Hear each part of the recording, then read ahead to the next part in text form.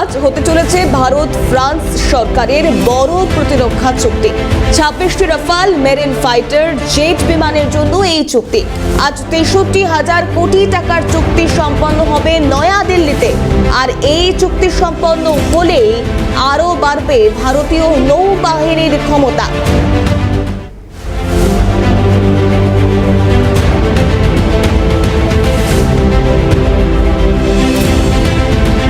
আজ হতে চলেছে ভারত ফ্রান্স সরকারের বড় প্রতিরক্ষা চুক্তি।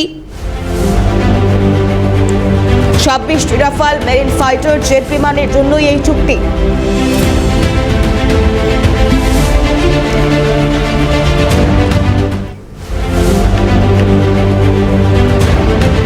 $63,000 কোটি টাকার চুক্তি সম্পন্ন হবে নয়াদিল্লিতে। আর এই চুক্তি সম্পন্ন হলেই আরও বাড়বে ভারতীয় নৌবাহিনীর ক্ষমতা। বড়সড় প্রতিরক্ষা চুক্তি ভারত ও ফ্রান্সের মধ্যে। বিস্তারিত জানাবে ইন্দ্রাণী, আমাদের প্রতিনিধি রয়েছেন টেলিফোন লাইনে। ইন্দ্রাণী, দেখো, ভারত ও ফ্রান্স এই দুই সরকারের মধ্যে আজ হতে চলেছে বড় প্রতিরক্ষা চুক্তি। 26টি রাফাল মেরিন জেট ফাইটারের জন্য ফ্রান্সের সাথে 63,000 কোটি টাকার চুক্তি আজ সম্পন্ন হবে নিউ দিল্লিতে।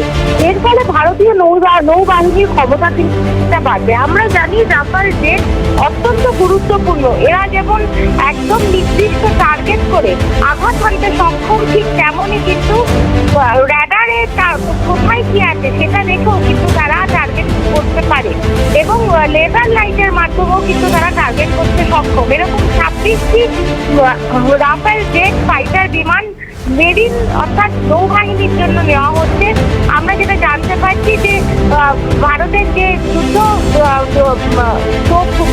যে জাহাজগুলো আছে তার জন্য এই বিমানগুলোকে কিনছে এবং আজকে নয়াদিল্লিতে প্রতিরক্ষা মন্ত্রকের সাথে ফ্রান্সের এই চুক্তি হবে, যেটা আমরা জানতে পারছি কেন্দ্রীয় প্রতিরক্ষা মন্ত্রী রাজনাথ সিং এর সাথে ফ্রান্সের, যিনি এই মুহূর্তে রাষ্ট্রদূত রয়েছেন ভারতের, তিনি এই চুক্তি সম্পাদন করবেন। গতকাল থেকে আমরা বলছিলাম যে এই চুক্তি হতে চলেছে এবং আজকের খবর কিছুক্ষণ পরেই কিন্তু নয়াদিল্লির সাউথ ব্লকে এই চুক্তি সম্পন্ন হতে চলেছে এবং এই 26টি ফাইটার মেরিন জেট রাফাল বিমান ভারতের সেনাবাহিনীতে অন্তর্ভুক্ত হলে ভারতের নৌসেনার ক্ষমতা কিন্তু কয়েক গুণ বেড়ে যাবে বলেই মনে করছেন বিশেষজ্ঞরা। বেশ ধন্যবাদ ইন্দ্রাণী। ইন্দ্রাণী দাশগুপ্ত আমাদের প্রতিনিধি ছিলেন আমাদের সঙ্গে টেলিফোন লাইন।